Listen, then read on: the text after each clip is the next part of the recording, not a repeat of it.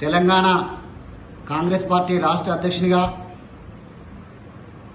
Senior రాజకీయ నాయకుడు, PCC senior ఉపాధ్యక్షుడు, 5 సార్లు ఎమ్మెల్యేగా, ఒకసారి మంత్రిగా పనిచేసినటువంటి నిస్వార్థ రాజకీయ నాయకుడు, నిత్యం ప్రజలకు అందుబాటులో ఉండే గౌరవశ్రీ రామిరెడ్డి దామోదర్ రెడ్డి గారికి తెలంగాణ పిసిసి అధ్యక్షునిగా అవకాశం కల్పించాలని చెప్పేసి ఈరోజు పత్రికాముఖంగా ఏఐసిసి జాతీయ అధ్యక్షులు మల్లికార్జున ఖర్గే గారికి విజ్ఞప్తి చేయడం జరుగుతుంది. తెలంగాణ రాష్ట్రంలో సుదీర్ఘకాలం పాటు విద్యార్థి దశ నుంచి రాజకీయాలు చేసినటువంటి దామోదర్ రెడ్డి గారు నిత్యం ప్రజలకు అందుబాటులో ఉంటూ ప్రజా దర్బారు సూర్యాపేట నియోజకవర్గంలో నిర్వహిస్తూ ప్రజల సమస్యలను ఎప్పటికప్పుడు పరిష్కరిస్తూ జాతీయ రాష్ట్ర రాజకీయాలపై అవగాహన ఉన్న నాయకుడు.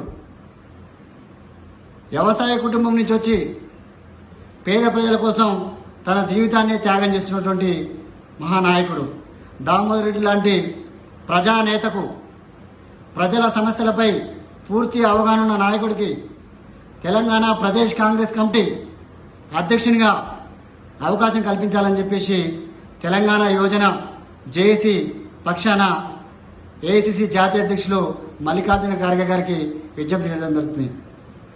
దామోదర్ రెడ్డి లాంటి నిస్వార్థ రాజకీయ నాయకుడు తెలంగాణ రాష్ట్రంలో ఎక్కడ లేరు. తెలంగాణ ముఖ్యమంత్రి రేవంత్ రెడ్డి గారి ప్రజాపాలన కొనసాగిస్తున్న సందర్భంలో సూర్యాపేట పట్టణంలో ప్రతిరోజు ప్రజా దర్బారు పెట్టి ప్రజల యొక్క సమస్యల్ని పరిష్కరిస్తున్న తెలంగాణ రాష్ట్రంలో ఏకైక నాయకుడు దామోదర్ రెడ్డి గారు. అలాంటి ప్రజాబలం ఉన్న నాయకుడికి తెలంగాణ రాష్ట్ర అధ్యక్షునిగా అవకాశం కల్పించాలని చెప్పేసి ఏఐసిసి జాతీయ నాయకులు రాహుల్ గాంధీ గారికి, సోనియా గాంధీ గారికి, కేసీ వేణుగోపాల్ గారికి, తెలంగాణ ముఖ్యమంత్రి రేవంత్ రెడ్డి గారికి, తెలంగాణ ఇన్ఛార్జ్ దీపాదాస్ మున్షి గారికి, తెలంగాణ ఉప ముఖ్యమంత్రి బట్టి విక్రమార్క గారికి, అదేవిధంగా ఏఐసిసి అగ్రనేతలందరికీ తెలంగాణ యువత తరపున చేతులెత్తి నమస్కరిస్తున్నాం. దామోదర్ రెడ్డి గారికి తెలంగాణ పిసిసి అధ్యక్షుడిగా అవకాశం కల్పించాలని వేడుకుంటూ మనస్ఫూర్తిగా ఆయనకు అవకాశం ఇవ్వాలని చెప్పి విజ్ఞప్తి చేస్తున్నాం. నమస్కారం. నా పేరు Sagara Prasad, Telangana high court advocate, Telangana JAC రాష్ట్ర చైర్మన్.